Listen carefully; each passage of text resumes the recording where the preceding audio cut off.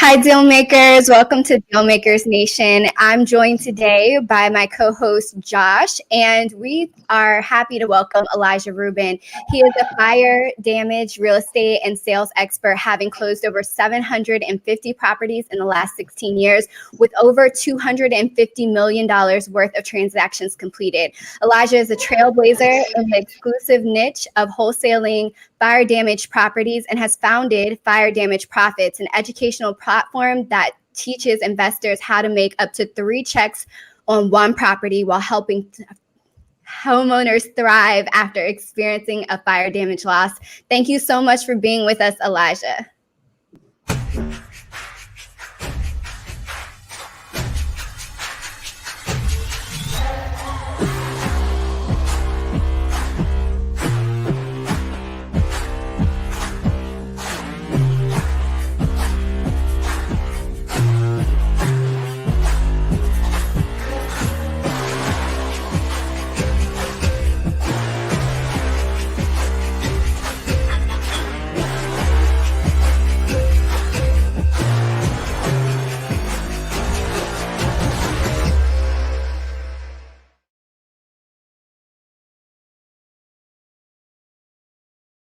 How are you? Hey. Elijah, how Thank you you guys doing? all. I'm doing blessed, highly favored, excited to be here with the family, the deal making family. I appreciate you guys giving this opportunity to share. We've been trying to get you on the show for months, man. Listen, everything happens in good time. Everything happens in good timing. So what happens when you have polite persistence? It works. So Elijah, tell us a little bit about your background for all of our deal makers that don't know about you. You have a really interesting niche, and I think everybody is going to learn a lot from you today. Sure. No, I really appreciate it. I'm from Phoenix, Arizona. Like I mentioned, I'm 50% Trinidadian, 50% Jewish. I'm 100% entrepreneur. You know, I've literally done so much over the last. When I first started in Arizona, in the land of the gurus out here in Arizona, Phoenix, Arizona. So there's more gurus out here in Arizona than any per capita in the world. I know. That was able to, I probably worked at every call center in Phoenix at some point in time. At a younger age, I realized I was really good at, talking with people, closing people, building rapport, solving problems. So that was a skill set I had. Fast forward, when I did like a couple of years of junior college, got into club promotions. And through club promotion and concert promotion, I realized how to build value, how to create a human equity, how to give people the only person that matters in a universe effect, and then how to pair opportunities with relationships. However, I'm in Arizona. It's not Miami. It's not Chicago. Not Cali. It's not a major market, so I was still broke. So I decided this is right when I was 21 years old. I'm taking you guys back a little bit. This is back in 04. All right, 04, got into real estate, to some of my door knocking team. My guys who used to pass out flyers for me for club promotions. I'm like, hey, I'm going to get into this real estate. Want to be part of my door knocking team. Put together 5 door knockers with me because in Arizona, it gets 121 plus degrees out here. It gets very hot. And I knew me getting into the game, I had to do something that most people don't want to do so I could add value to some of the big dogs out here. And so by me door knocking, it allowed me to do something that they didn't want to do. I could door knock certain leads they wanted me to do, and I could bring a constant value to the table. So that's how I kind of started doing door knocking, had a team. After doing door knocking for a little bit, saw that I was getting deals, closing deals. First year, 0 deals. Second year, 60,000. Third year is the first year I made 6 figures. I made my first 6 figures. And then every year after that, I never made less. I was constantly been made more. Even during the great collapse in 08, saw that deals dried up, market shifted. I was real close to leaving the industry, didn't know what to do, how to do it. When the big dogs are going back to work at Chase, I'm like, man, if they're going out the business, what's going to happen to me? And and that's kind of what led me to my journey of the fire damage niche. And so I saw some interesting interviews with you just about how you kind of fell into it. Like you didn't even know wholesaling was a thing when you decided to get started. And being in the land of the gurus, you have all these major players around you. How did you compete? Yeah, I just knew that back then I had to be able to put myself in a position to be able to do more. And I just saw that if I learned at a younger age, if you do what everybody else is doing, you're going to end up getting what everybody else got. And like I said, '04, '05, '04 was a hard year, '05 was good, '06. I'm making $100,000 a year, living at home with my mom and dad. I thought I made it. I'm going to the club. I'm going to Puerto Rico. I thought I was that guy. And then '08 smacks you, all right? Smacks you, a little recession. And what do they say?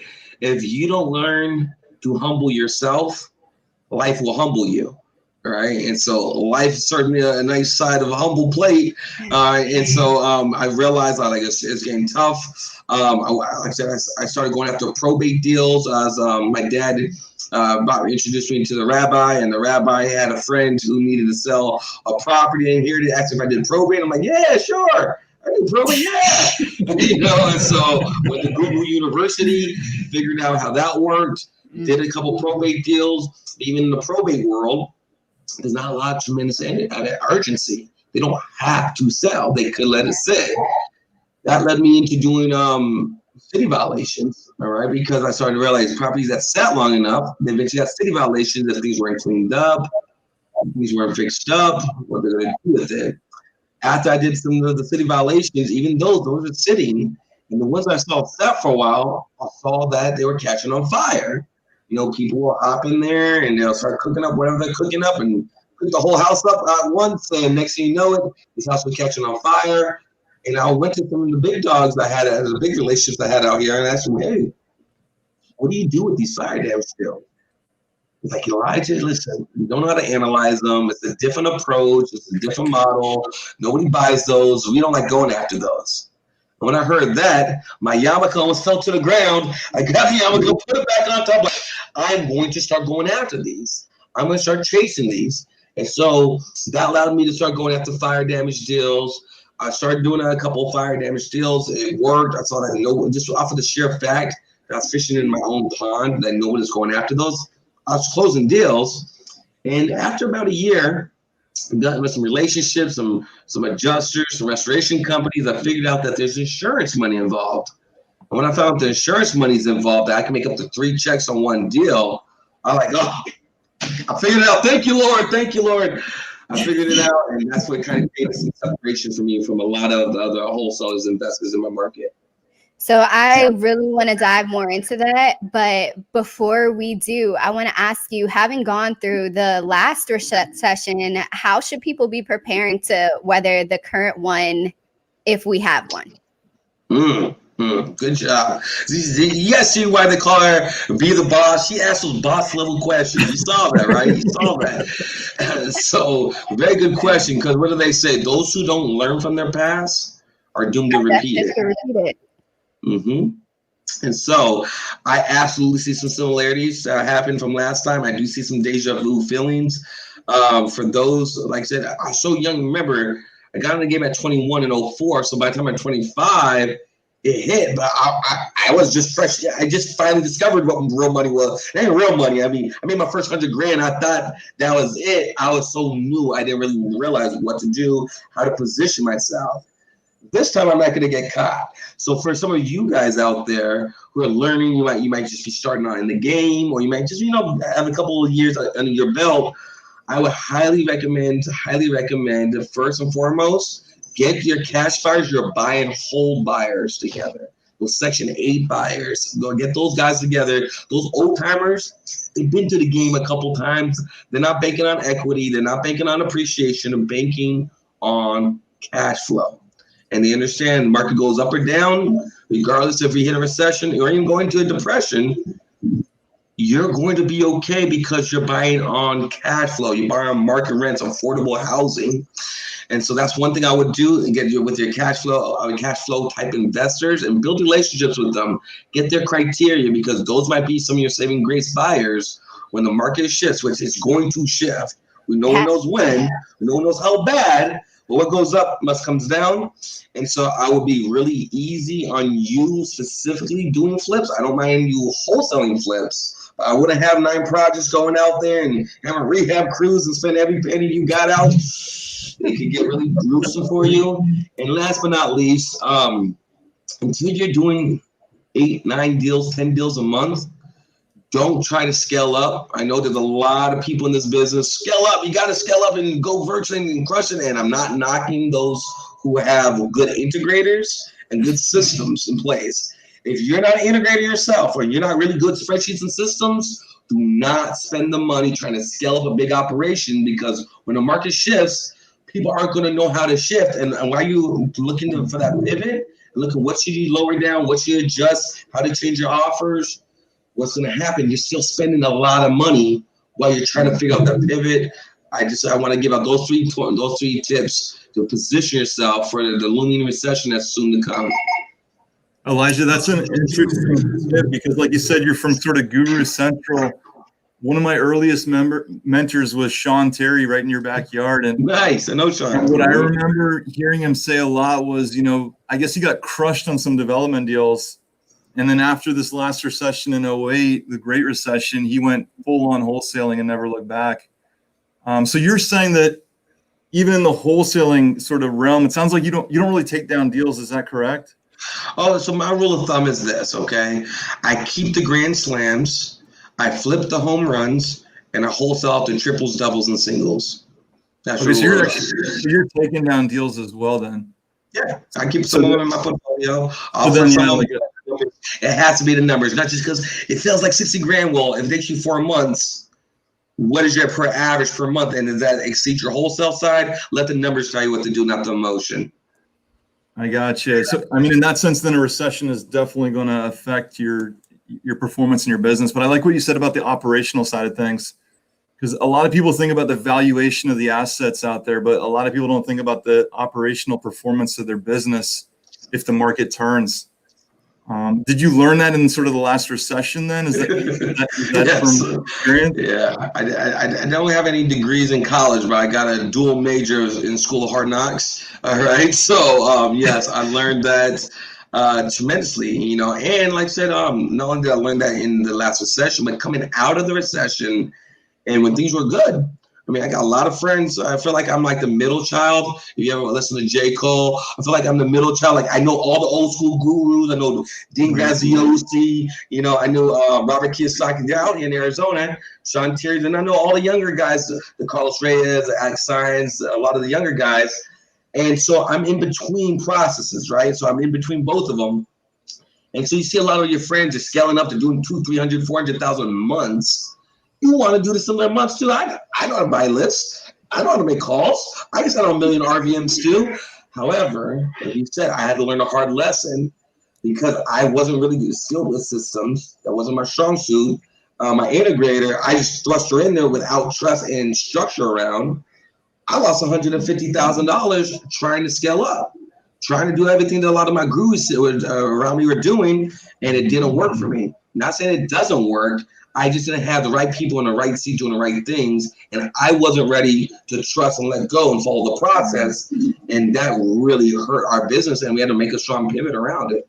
So what did work for you, and how did you get to a point where scaling up worked for you? Did you get to that point? And what should people coming behind you be doing to avoid that $150,000 loss? Yeah, I call it strategic scaling, right? Strategic scaling. All right. So because the problem is when you first start out, and guys and girls, you guys are watching this, I've been there, right? I've done a lot of wrong not to do. So I feel a few things what to do and what works. And so what happens is you end up trying a lot of different things. You try to do a lot of things, you chase all the niches, you try all the software, you get all the lists, and then you kind of track it, you kind of don't. Until you find something that works and you're like, oh, this is working.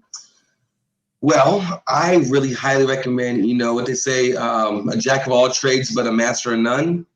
I subscribe to that philosophy, all right? Because I did the jack of all trades, tried a little bit of everything.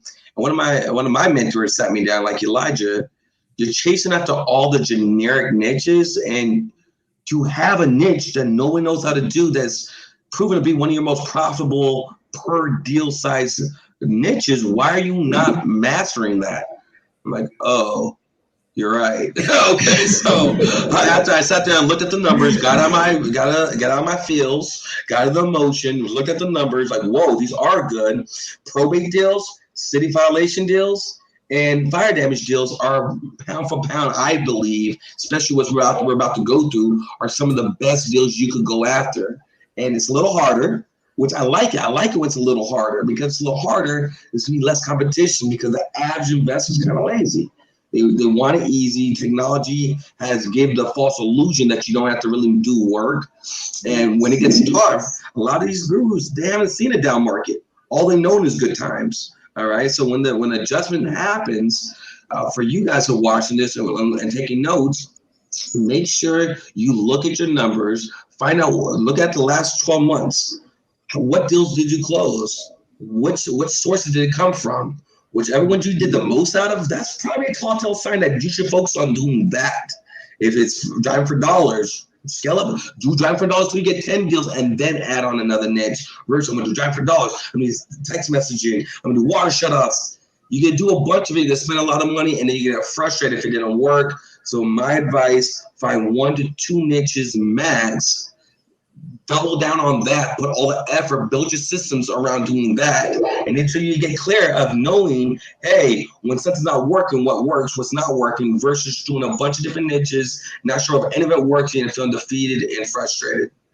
Now I'm gonna jump back over to the fire damage niche, but I have another question following up on that. Sure. How we hear it over and over and over again, like know your numbers.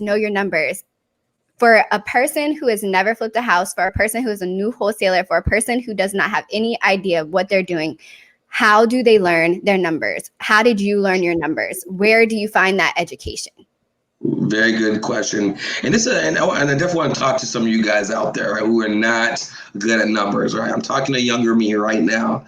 And because I didn't really do the college thing, being half Jewish, like all my cousins, they went to college, we got doctors, we got attorneys. I'm like the one, hustler who didn't go to school. I ain't doing the college. Y'all gonna work for me one day. And because I led with that mindset. All right. And then I started doing 6 figures.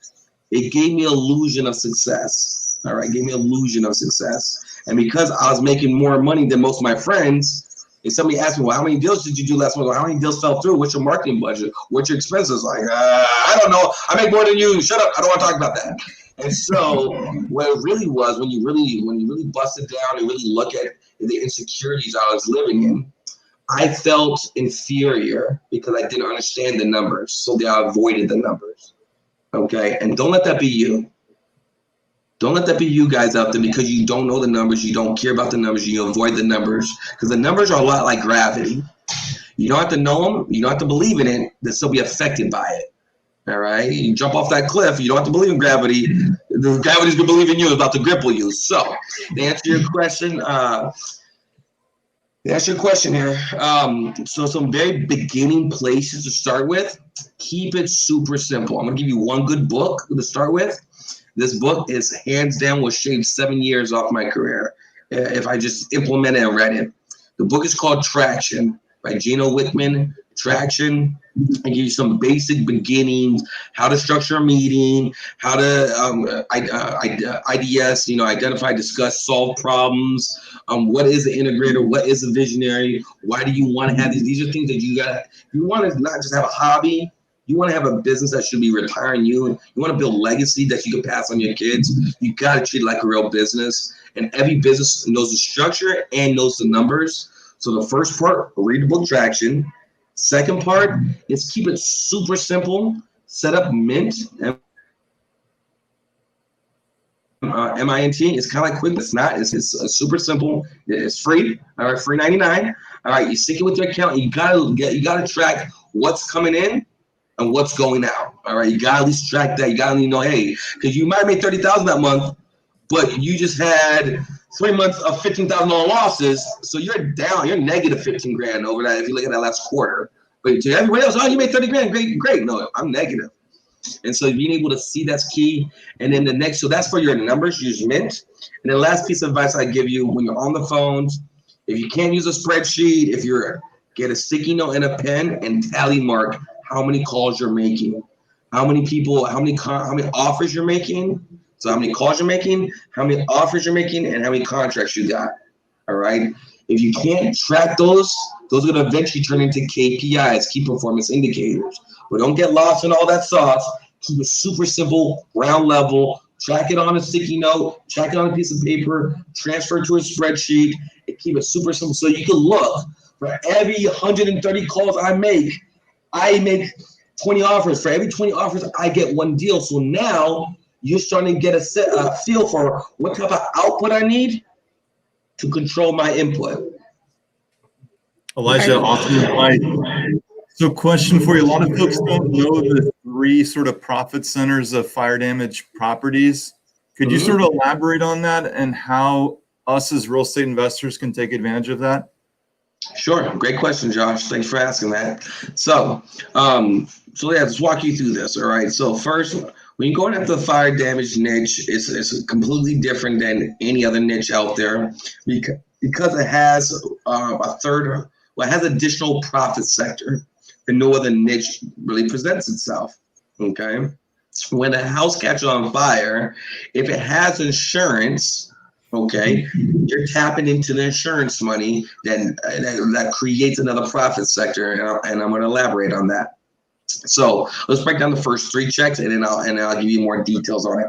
The first check you're going to get is your wholesale check. You guys are familiar how to do that. You know how to do. You buy low, you wholesale low, lock it up in the contract, and sign it, double close it, and whatnot. The second check is what's called your supplemental claim. This is a supplemental claim. Now you're tapping into the insurance money. So if they don't have insurance, there's no second check opportunity there. Treat it like a wholesale deal. If there is insurance, you have to understand 80% of the time, the homeowner is only getting 80% of the money. Okay. And because of that natural greed that the insurance company has, creates this additional check. Okay, because you have to understand the insurance company fiduciary responsibility is not to the policyholder, unfortunately, it's to the shareholders, to the stockholders. They want to make a profit. So what happens is the homeowner has no idea that they're being underpaid. They just assume that they're getting all the money that's really owed to them. And so because they're assuming that they're getting all the money that's owed to them, what ends up happening is that they don't ever dispute it, they don't ever question it, and they just take what's owed to them and they say thank you, goodbye, and they never even think twice. Once I saw this dynamic, I'm like, whoa, hold on a second. We could go back in there and renegotiate that insurance claim. Now, a caveat for that, there's a 2-year statute of limitations. There's a 2-year statute of limitations, meaning if the homeowner, as long as the homeowner hasn't sold the property, the title hasn't left the homeowner's name, even if they got paid their insurance money, they fixed up the property, you could go back into that claim and reopen it and get the rest of the insurance money that's owed to them. That opens up a new profit sector. And so what happens is the homeowner is going to keep 100%. Whatever the insurance company gave them, they're going to keep 100% of it. Us as fire damage specialists, which we teach our students how to become fire damage specialists, not just investors with cash. Once you learn our trusted advisor approach, they trust you to go ahead and reopen that claim with your adjuster. You look at the numbers. Any new money we find for them, they're going to keep 50% of any new money we find. And then we're going to keep 50%, and that we're going to split with the adjuster that we're able to find. If we don't find an extra penny, we don't pay them a dime for our time. And don't think for a moment you're going to become an adjuster and try to figure all that out. No, that's why you bring your adjuster and let them do the 50 hours of negotiating, going through the formats, analyzing the policies and stuff. And then when they abstract that additional money, you're going to split that with them 50-50 without you doing anything extra. And so just to recap that, the homeowner is in the second way you get a check. The homeowner is getting underpaid on the insurance money. You're gonna let them know you're gonna do a forensic audit of their policy. They're gonna keep 50% of any new money found. If they don't find an extra penny, you don't pay them a dime for the time. So there's no reason for them not to let you dot the I's and cross the T's for them. And then the third check. The third check here is going to be this. They already trusted you to buy their property. Take this headed property off their hands. You just have been able to help them get more insurance money than they thought was possible. Now they completely trust you as their trusted advisors. Now you are going to replace that property, regardless if it's a primary residence or if it's an investment property. Instead of them going out there, now that you gave them the cash and finding their own realtor, finding their own investment property, you said, hey, I can help you with that as well. Here's my realtor who's going to take you out on see properties. Right here's some Airbnbs I have for you. Or here's 3 investment properties I can wholesale to you. And so now you're able to keep that third check on the table just by asking a couple extra words, contribute a couple extra $1,000 to your check. As we're seeing an average $15,000 more you're adding to your wholesale fee once you understand and how to implement the fire damage niche techniques. I love that. That's amazing. And let me ask you, so it seems like a key point in that is having an adjuster. How do you find an adjuster? Very good question. Very good question. So a couple different ways how you can find an adjuster, all right? One, there's a lot of good Facebook groups out here that you can just reach out, all right, to some adjusters. There's a national association of adjusters that if you reach out to me, we share in our course material all the resources how to get a hold of those. You could do a post on Facebook and asking for adjusters, people to refer you them. And then LinkedIn is a great source where adjusters are waiting for you to reach out to them. Now all adjusters are treated equally, right? Adjusters, remember, you want public adjusters. Insurance adjusters work for the insurance company. They're not on your side, all right? You want to get public fiduciary adjusters on board, at least public adjusters. Some states have private adjusters. The idea is you want to make sure, A, that they can handle the extra business, okay? B, that they're going to agree to split 50-50 any clients you refer to them, because you're bringing a free lead to them, and the client are going to be already in agreement of splitting any new money, and they're going to provide you the documentation so that the adjuster can review the policy, view the exactament, which is just a fancy word of saying the exact cost for the repairs are going to be. And he's going to say if there's $30,000 or more on the table to go after. If there's not at least $30,000 or more to go after, it's usually not worth bringing an adjuster in and going after these because of this reason. The reason why you only want to focus and work this niche and go after the trifecta and try to get that second and third check, if there's more than 30,000, because look at it this way, 15,000 going to a homeowner, 15,000 is coming to you, and you're adjusted at 7,500 a piece. It might take, depending on how big the claim, it might add another 3 to 6 months, 9 months sometimes with the insurance company to finalize the claim. And that might take too much time, and it's not worth it to work that long and stop your deal from closing if you're only going to make 7,500. Now, if you're going to make an extra 50 grand, 100 grand, trust me, the homeowner will wait and the adjuster's down. And the best part about it is that you can get the information over to your adjuster and let him do the forensic audit to tell you if it's worth it or not, so that you're not spending too much trying to figure out if it's worth it or not. He'll tell you within a couple of days if it's worth adding that and going after that additional check or not. We got a question coming in from Tarek El Musa's team. Tarek's team, how you guys doing out in California tonight? They have a question for Elijah. Do you have a process for estimating what a second check from an insurance company could look like on a deal? And how long does it take to get that second check? Great question, Tarek, and thank you for asking that. All right, and so I'll give you guys an example. I'll give you an example of a deal I did. It's a 10-unit deal, 10-plex, okay? Fire damage, in a rough area out here in Arizona. It's sitting for a year. In the land of the gurus, you have the property sitting for a year, didn't know what to do with them, wasn't sure how to find them. And he's like, the insurance company offered him $125,000. And he is like, I'm getting city violation and the taxes and city violation fees. I'm just gonna let this go back to the city. When I heard he only got 125,000, Yamako almost felt off. Picked Yamako back on. I'm like, you know what? That is way too low. That's not the right numbers. Let me see if I'm able to work these numbers for you. So after analyzing it, I brought it to my adjuster. The adjuster will tell you within like 24 to 72 hours if there's enough money to go after. We found that there's additional $195,000 more on top of the $125,000 we were able to get them. So in this one scenario, I was able to buy the property from the investor for $90,000 and turn around and wholesale it for $110,000.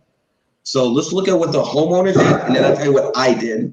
The homeowner was able to receive $125,000 insurance money that he was already going to keep, but he was just about to just walk away from. He got additional $90,000 from the cash I paid him for the smashed up property, and then he got additional $97,500 off of the additional supplemental claim he got for him. So he ended up making about $312,000 versus walking with $125,000.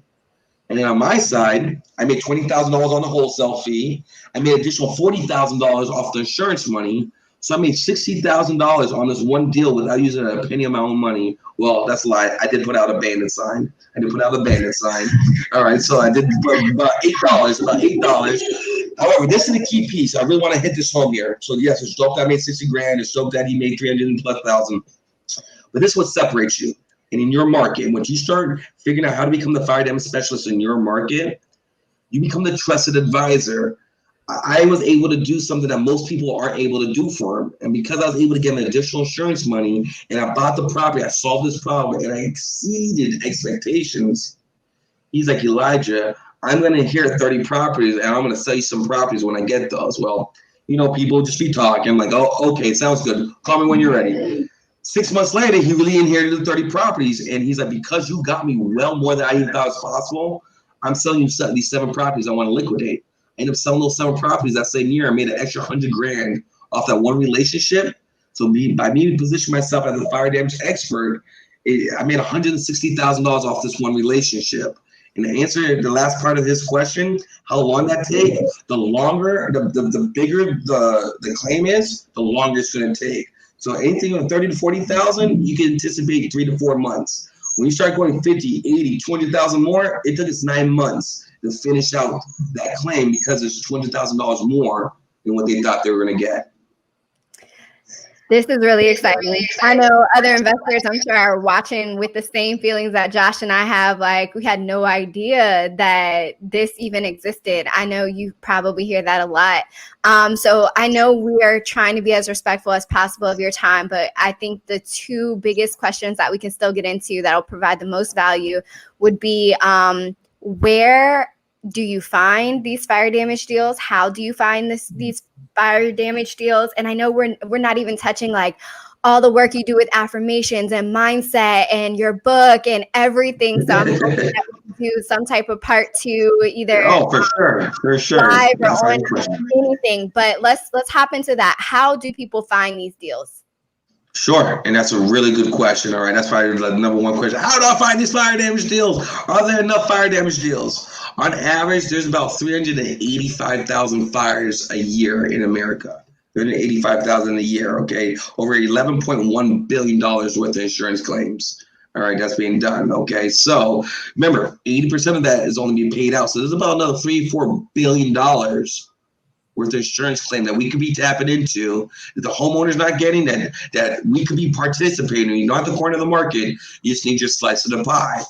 So let's get into this, all right? So if you go to my Facebook group, which is Fire Damage Profits, there's Fire Damage Profits on Facebook, I actually just dropped the 5 fastest way to find fire damage deals. 5 fastest way to find fire damage deals.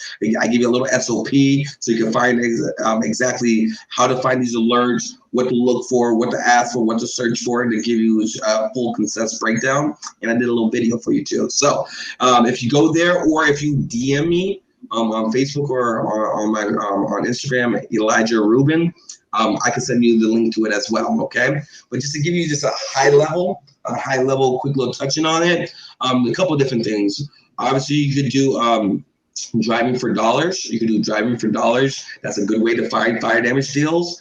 For those of you guys who have PropStream, you guys can use getreideals.com, and that'll allow you 30 days free on PropStream. Getreideals.com, and you can pull vacant lists. A lot of times, infill lots that are between houses wasn't just an infill lot. All right, it was a house that caught on fire that they didn't know what to do, and they scraped it. It's been sitting there. So those infill lots are good deals. Even if you can't make 2-3 checks on it, you're still creating a humongous competitive advantage going after that infill lot that was maybe one-time fire damage. If it's still sitting there, that means nobody else has made an offer on it. Okay. One lady in our group, Denise, in the fire damage property group, she made $25,000 more on this deal that she drove. She saw my interview. Driving past this vacant lot for 2 years, saw my interview, reached out to the seller, talked with him. He's like, listen, I'll sell to you. Yes, let's get it. You're the only offer who offered me in over a year. Sold it, bought it for $17,000, made $25,000 off her first fire damage deal just because nobody else was going after them. And a couple other things you guys are able to do. You guys can look for alert services. We give you our preferred alert services in the SOP. When you reach out, we'll send it to you. But alert services that notifies you of these fires that are happening. So you guys can drive out to them directly. You can send your door knocker to drive out to them. You can compile a list and follow up with them. You can follow your fire station and local fire department on Twitter, and organically put together some lists that way. And then we build relationships. Right? I'm really big on building relationships. Talk to everybody else who's already talking to your client. Who else is talking to your client, you ask? Restoration companies, board-up companies, fencing companies, content collectors.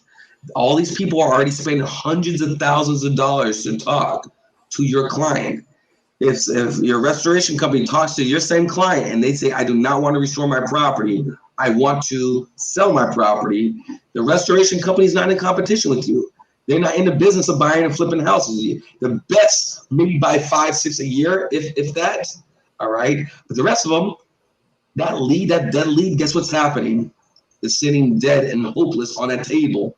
They're not following up with them, and they have no idea that you exist. They have no idea there's another fire damage specialist in their market that they could turn that dead lead into a live consulting fee by them referring to you. So those are the 5 ways, just at a high level glance of ways you can start fighting fire damage deals today. You don't have to wait and get certified and have all this expertise. You can start bringing opportunities to the table. You was able to reach out to me, and I'll see what I'm able to do to help those out. So Robert just asked a question real quick. What does it cost to get access to your product/course? Great question. Good question. I guess a better question is, what's it going to cost you if you don't get access? No, honestly, we like I said, all you have to do, you guys can go to firedamageprofits.com. Go to firedamageprofits.com. It's about a 5-6 minute video. Just make sure you understand what fire damage investing really is and why it's so important for you to start fishing in your own pond.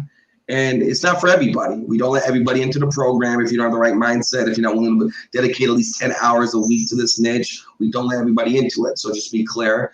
And if it's a good fit, we hop on a call. If it's a good fit, you think it's going to work, I think it's going to work, we get you engaged in it. If it's not, we still be parted friends, not a problem.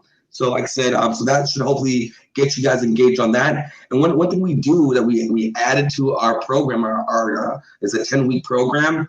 Not only do you learn, you get like 8 modules, 9 hours of content, you get all the details and contracts and scripts and calculators. But more importantly, you get the weekly accountability calls. So once a week, we go over everything in the fire damage niche because you're going to get stuck on some of the modules. We help unglue you.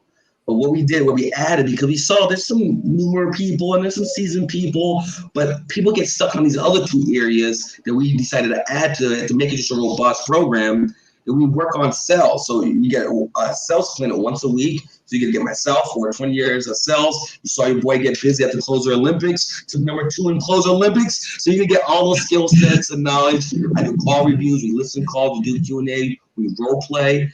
And then once a week with Jennifer, she's the queen when it comes to systems and strategies. She does the system clinics to make sure even if you start out with some basic systems, that you got some basic organization, some basic structure, so that you are not only thriving in your own business, but when you get into the fire damage niche, you know exactly what to do and how to add this on top of what you're doing. If you're in real estate, you're kind of like you're in the army. What we teach you how to do, how to become that special ops, how to become that sniper and snipe off opportunities that no one else knows how to go after. Robert's one of our normal co-hosts, the CEO of InvestorLift.com, which, if you haven't checked it out, it's an incredible platform. Robert, Elijah used John Martinez's closing on you. Man, see, we did that self-discovery close on you. I had a question actually about the process a little bit, because what you're saying tonight is all new to me. So, you know how probate has sort of a time frame to it where you want to wait such and such a time until you follow up with the owners. How does that look for fire damage properties? Like, a fire happened yesterday. The owners, I'm assuming, are waiting for a claim check. Like, what's the right time to get in front of that seller? Solid question. I'm glad you asked that, because a lot of people, and please, I mean, yes, could go ahead and YouTube, but there's a lot of bad advice out there on YouTube, all right? So a lot of people said, just go right when you see the fire the firefighters to the house, fire to them, and like, no, don't do that. Don't do that, all right? And realtors, although they're great people, if wholesalers don't know what to do with these, realtors really don't know what to do with these. So don't ask realtors, what should I do with this? They're not sure, okay? So what I recommend is this, okay, is to simply wait until you get more experience. Wait between 3 to 7 days, 3 to 7 days after the fire before you approach the homeowner. Right, 3 to 7 days, because what ends up happening, you have a lot of people who are, you have to understand, when a fire happens, it's one of the worst, it's the top 2 most tragic thing that can happen to a homeowner. Right. And so nobody wakes up today, hey, I hope I lose all my stuff and my kids are out in the front street and I lost every important document in my house. Nobody wakes up like that. So when that happens, think of all the people who are in their faces. You got the board up guys, the fencing guys, the firefighters, the insurance guys, the adjuster guys, temporary housing guys. I mean, Red Cross sometimes are out there. So you got 7 to 8 people and you're shell-shocked. You're not sure what to do. You're not sure kind of really what to do here. And so that kind of puts us in a position. And that is why I want to make sure hopefully that helps answer those questions for you guys. And like I said, I'm definitely down to do a part 2 with you guys. And I want to make sure I add as much value. And they're getting after me like, Elijah, you have work. You have another interview you got to do. But I want to make sure I add value to my family here first. Awesome. Well, I want to touch on one last thing before we wrap up, because it's one of the things that I really loved about everything that you do, and that's your affirmation work. I thought that was really important. It's something that's vastly overlooked in the real estate industry. You know, it's too woo-woo for a lot of real estate investors, right? But tell us more about that. Tell us more about how you implement that with your team and the impact that it's made in your success. Well, that's why she's called Be the Boss. She understands how the boss of that mental game, all right? I'm telling you guys, I like the first decade, I'm not gonna lie, I put like maybe 2,000, if that, into a month into marketing. About 1,000 or 2,000 in a month into marketing. A lot of it was based off of laws of attraction. What we think about, we bring about. That's very true, okay? You set intentions, and then you put the work behind the intentions. By you speaking power into your day, we call it pouring up. You want to pour up. You want to pour power into your day. And so you do your affirmations in the morning to set your day. That's super powerful. Another big piece I really think is very important that a lot of you guys do is to make sure, especially if you are on the phones or if you have VAs calling or if you have acquisitions guys calling, make sure you do pre-call affirmations. Affirmations start your morning, pre-call affirmation before you get on the phone. All right, because you have to understand, you're going to take a lot of that baggage, what happened in the morning, the argument you had on the way to work, the what you saw, the negative Facebook post, the negative text you got, the last person who didn't show up for the call. You're bringing all that negative emotion, we call that closure baggage, with you onto the next call. By you setting your affirmation, you're wiping the slate clean, and you set an intention of what I expect to attract in my life. All right, there's power in the tongue. All right, the mightiest sword is the tongue. So understand, you want to yield it for your own advantage. So I'm really big on this. I do a lot of mindset mastery. I do a whole morning routine called the success routine that I help other investors with. And so if that's something you guys want access to, my affirmations that I do every day for like the last 8 years, every day my team does it. I highly recommend you guys do it out loud, verbally say it. I do it in my mind. No. Verbally say it. All right. If you go to my YouTube channel, Elijah Rubin, I have 200 plus hip hop instrumentals. Go on a hip hop instrumental, get the energy right. You don't want the words mess with your programming, but verbally say it out there. Put it out there to the masses. Or watch what attracts you. Watch the energy shift. Watch where your focus goes. Or watch what happens when you set expectations and you replace it with anticipating greatness to happen to you. And if you guys want my affirmations, all you have to do is text Elijah to 59224. If you text Elijah to 59224, you'll get a link with my affirmations. And the pre-call affirmation and my regular affirmation, that's my way of adding value to the family here. Thank you so much. And I, too, am a strong believer in affirmations. I have an alert every hour to repeat my affirmations, and it works. For sure. Thank you again. Your knowledge, your expertise has been incredible. I know that our deal makers have gotten a lot out of it. I know I got a lot out of it. I know Josh and I are typing over here did you know that? We got so much new knowledge. I'm really excited. I'm going to join your group. I can't wait to watch what's to come. Josh, you have any closing statements you want to add? Actually, we'll leave it with Elijah, man. It's been awesome. Great to see you on here. I'm looking for my 3 checks now. And I love your energy, but if you could let our audience know, where do you see this whole thing going the next 12, 24 months? And what will we see Elijah be doing out there?